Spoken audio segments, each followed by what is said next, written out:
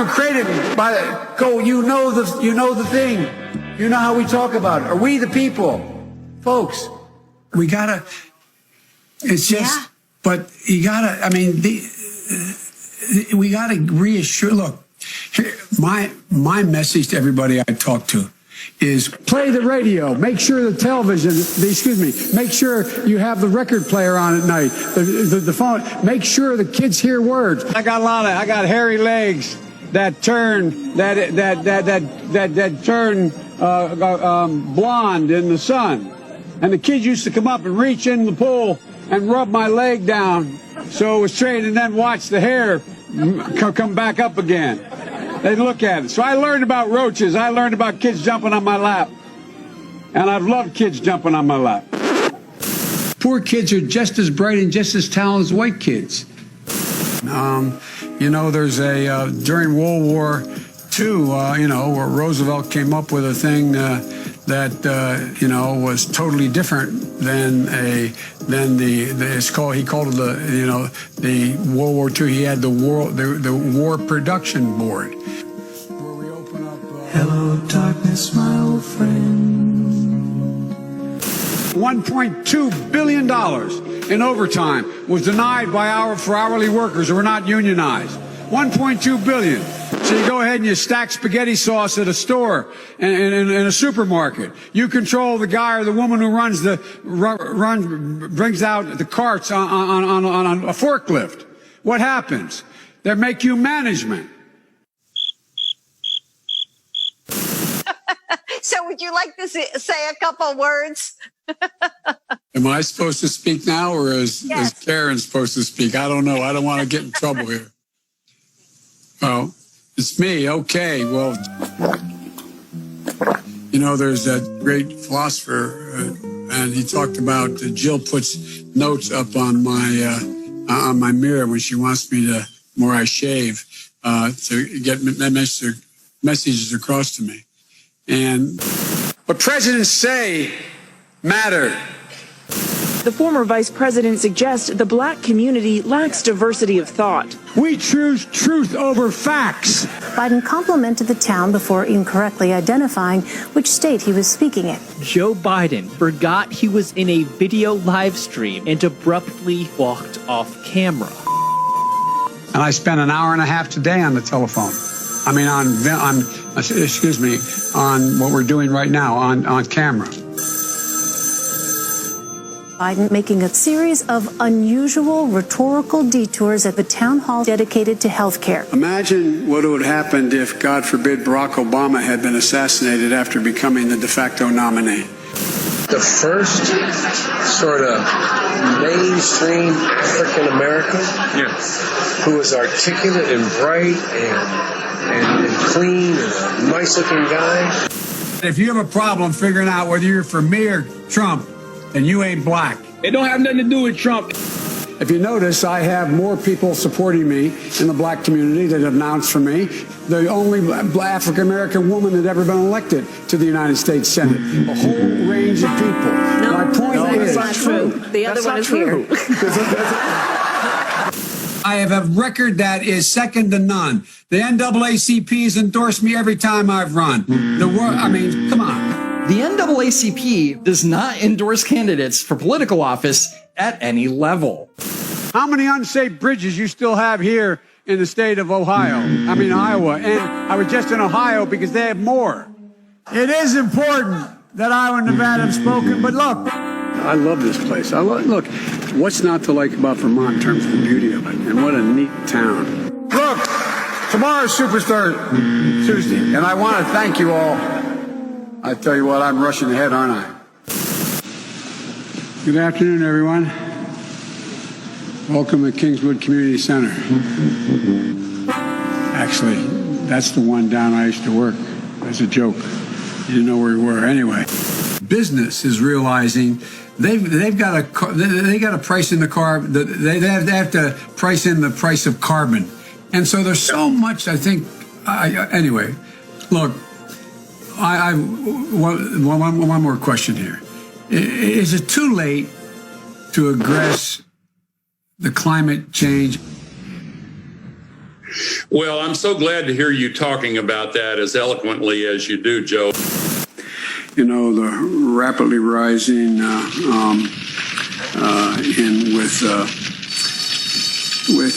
don't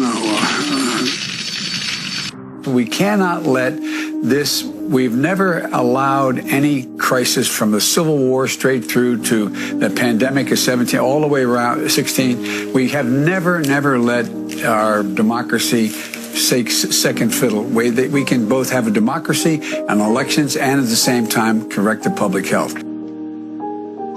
COVID has taken this year, just since the outbreak, it's taken more than 100 years. Look, here's the lives. I mean, you think about it.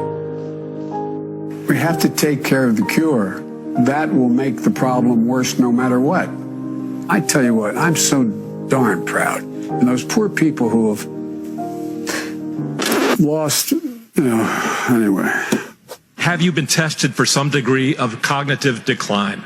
I've been tested and I'm constantly tested. Have you taken a cognitive test? No, I haven't taken a test. Why the hell would I take a test? Why? Oh, you're getting nervous, man. Calm down. It's okay. Anyway, I am very willing to let the American public judge my physical and mental as well as my mental fitness. Your husband has been known to make the occasional gaffe. Nope.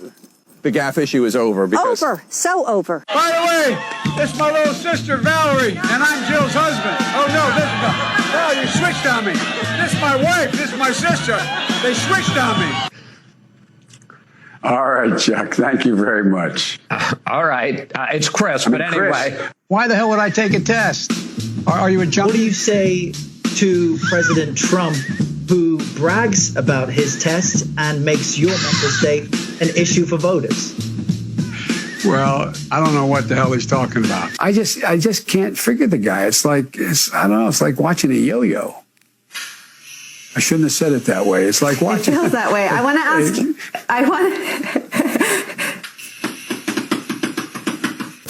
Donald Trump does pose an existential threat to this. It's not hypothetical. Why doesn't he just act like a president? Why? Oh, you're getting nervous, man. You're a lying dog-faced pony soldier. A lot of guys want me. I'm not worried.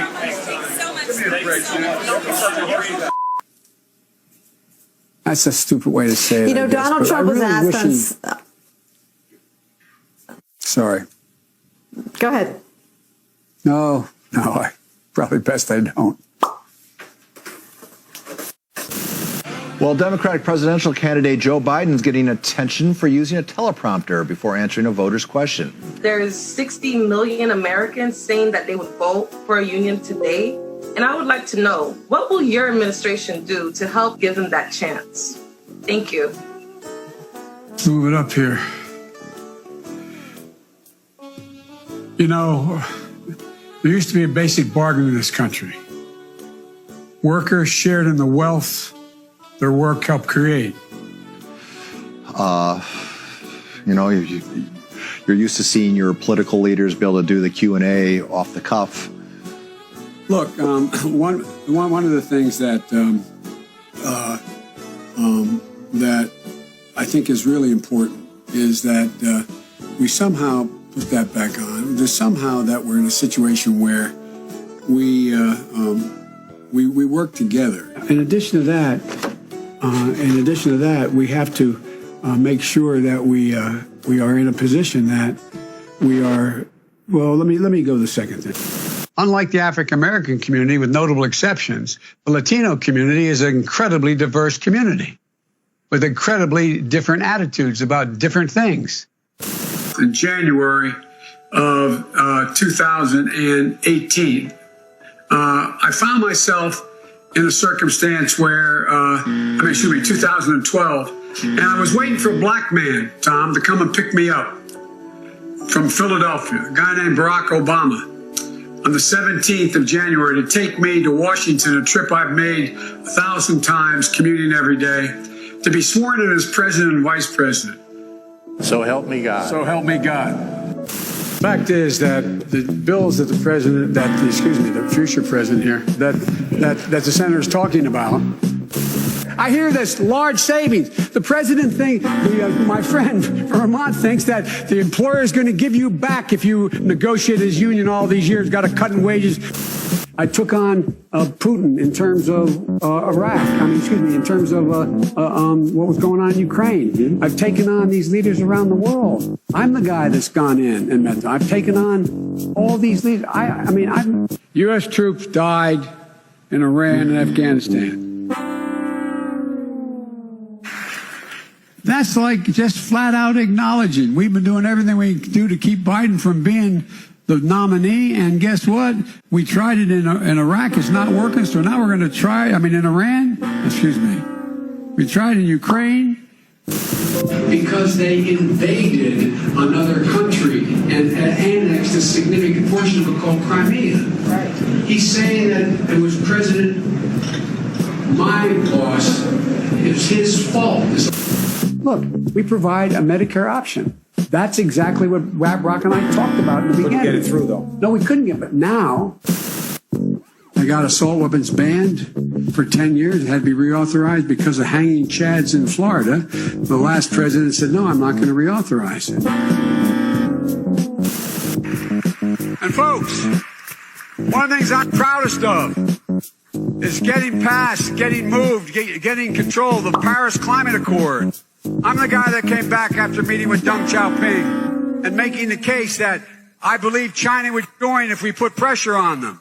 We got almost 200 nations to join. I watched what happened when the kids from Parkland marched up to, and I met with them, and then they went off to up on the hill when I was vice president. They went off the hill. And then we had another program that the court said, well, you don't have executive authority to do that on our own. We did that in 1976, and started in 2000, back in 2014. Go to Joe 30330 and help me in this fight. Thank you very much.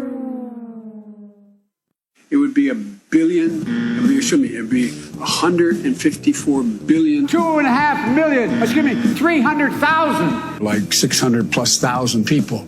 There's every one of them. 60,000. Yeah, 60,000. 660. Yeah. I missed it. It would put 720 million women back in the workforce. Roughly 25% of they gave it, I think it was 54, don't hold me to that, 54%, over 500 miles a day, 250 miles a day. 150 million people have been killed since 2007, more than all the wars, including Vietnam. Now we have over 120 million dead from COVID. It's estimated that 200 million people have died, probably by the time I finish this talk. A $15 minimum wage, 500,000, 50,000, 330, or 303, or BOO, wait. Billions of $2.3 billion worth of, $500 billion out of $1.6 trillion worth, $1.4 trillion worth, out of $1.4 billion. And by the way, it's cost a lot of money. It cost about $740 billion over 10 years. And in order to avoid those very high numbers, we have to do at least several things. One, we have to depend on what the president's going to do right now. And first of all, he has to wait till the cases before anything happens. Look, the whole idea is he's got to get in place things that were shortages of. 56% of Americans said that they were better off today than they were 4 years ago, would have been under the Obama-Biden administration. So why should people who feel that they are better off today under the Trump administration vote for you? Well, if they think that, they probably shouldn't. They think 54% of the American people are better off economically today than they were in our administration. Well, their memory is not very good, quite frankly. My name's Joe Biden. I'm a Democratic candidate for the United States Senate. Look me over. If you like what you see, help out. If not, vote for the other by... President Trump took those words, those literal words. If Donald Trump is reelected, now he's feeling the pressure of an economy that's teetering on a recession. You're trying your best, but it never feels like enough. And so I looked at it anyway. That's what I think my plan. I know what my plan does. We're going to see the burden and the cost. We're going to increase. We're going to make sure not prevailing wage. We can't mandate that. You guys. By the way, I said inside we should make sure that we have no one going to jail for a drug offense. They go directly mandatory prison. Mandatory treatment. We need to work again with Canada and Mexico as neighbors, not as adversaries. We have to make sure that every single child does, in fact, have 3, 4, and 5-year-olds go to school. Together, we can work toward racial justice, economic injustice. We can provide paid sick leave for all workers, so workers don't have to leave work to be fired in order when they get sick to be able to continue to live. The Green New Deal will pay for itself as we move forward. We're not going to build plants that, in fact, are great polluting plants. So do you support the Green New Deal? Pardon me? Do you support? No, I don't support the Green New Deal. And for folks in the working class that are below 400, they will, in fact, increase their premiums. Will increase the generosity of the premium tax credit they now get by investing $100 billion in education, in global warming efforts. It's a whole range of things. We have put together, I think, the most extensive and inclusive voter fraud organization in the history of American politics. I think we can pull this together. I'm optimistic. I really genuinely am.